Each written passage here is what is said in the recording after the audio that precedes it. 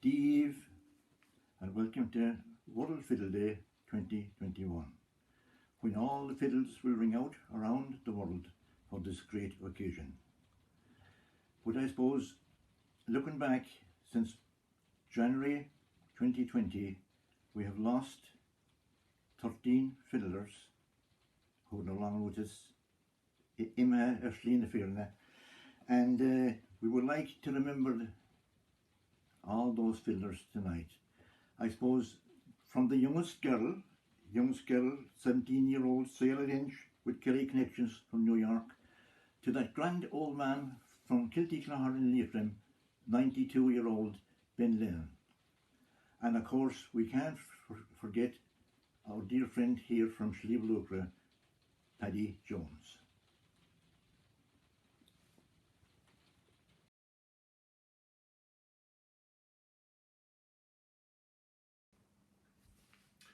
So this is our first World Fiddle Day without Paddy Jones. Paddy passed away on the 30th of May last, just literally days after World Fiddle Day. We miss Paddy, we miss his music. I miss his frequent visits to the house. He lived not too far up the road from me, and always very interesting man, very intellectual conversations with him. He was a very well informed man on any topic you could pick. He was also a great friend to World Fiddle Day and to hand it down. He always loved his trips to Scartaglen, and I know playing with him in lines and calling there on a few occasions, meet people in a quiet Sunday afternoon or Saturday afternoon was something he tried at.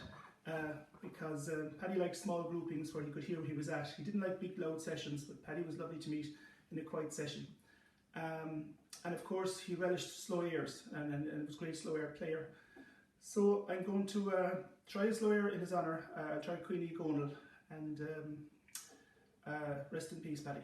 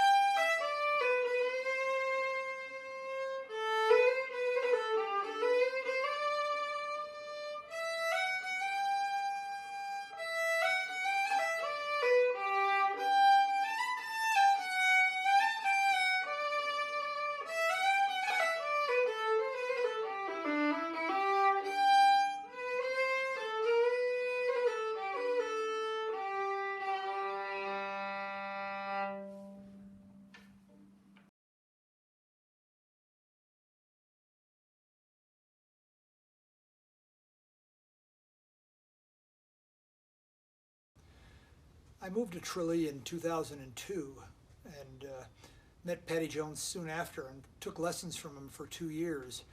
And I was immediately taken by the beautiful simplicity of Slieve Lucre music.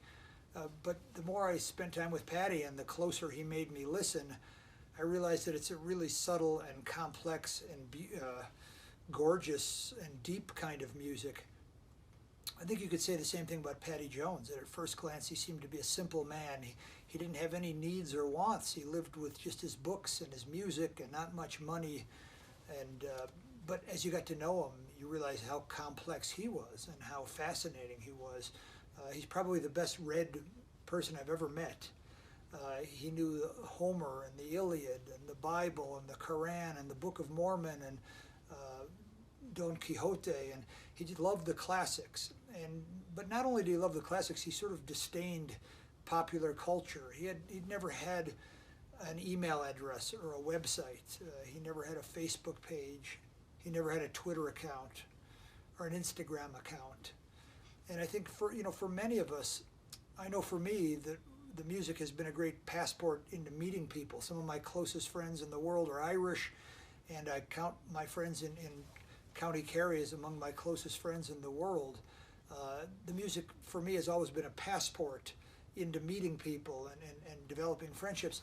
I think for Paddy it was quite a bit different. Rather than it being horizontal and looking for friendships, I think for him it was vertical, that he was digging down into the traditions and the past and the meaning of the music, but he was also sort of drilling up, if that makes sense, that he was looking for sort of the mythical and sort of holy connections of the music and how the music related to the meaning of life. And as you can imagine, there was no making small talk with Paddy Jones. It quickly went into that kind of thing.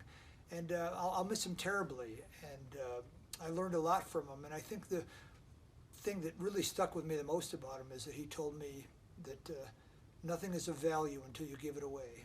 And he gave so much to a lot of us, and I'll always remember him for that.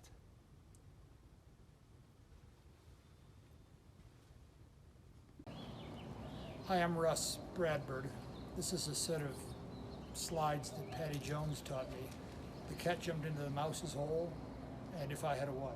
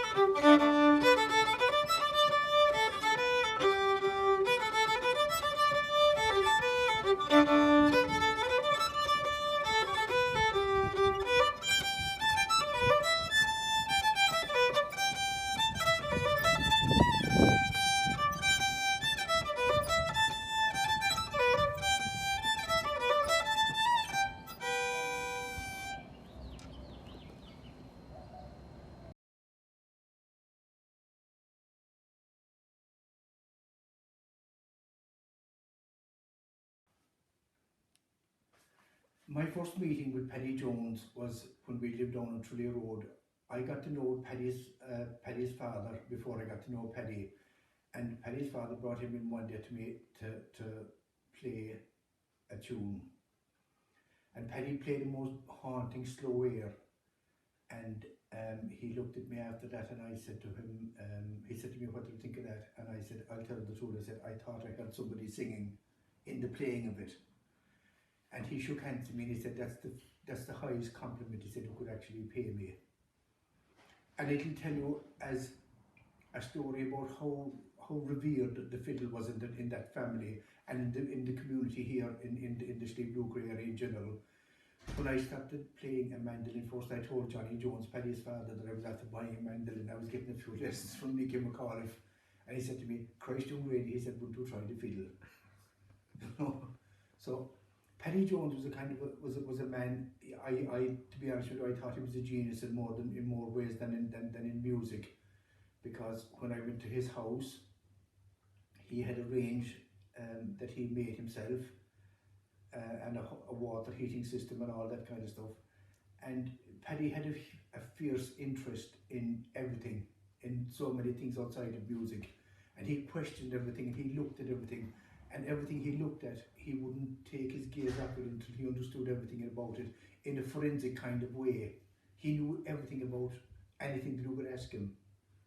And he was a great old friend to me. And he told me one time that I'd never make a musician. And his honesty was brutal. I always thought that Paddy was a genius, not only in music but in many other aspects. Anything he touched, he looked at it in a forensic kind of way, and he mastered it, and he got to know everything about it. And I always thought that Paddy and his equals, the likes of Mikey Duggan and Johnny O'Leary and Nickie McAuliffe and all these people, Dennis McMahon, of course, I'd have to add in there. I always thought that they were disciples, that they brought the message to our generation in a handed down kind of way. They brought the message from the master, who was, of course, Paddy O'Keefe. My name's Anton Zille, and I'm gonna play a couple of polkas which I've learned from my late friend Paddy Jones, the year we met in Milton Malby. The first one I think he called Johnny Lyris, and the second one is his version of the Blue Ribbon.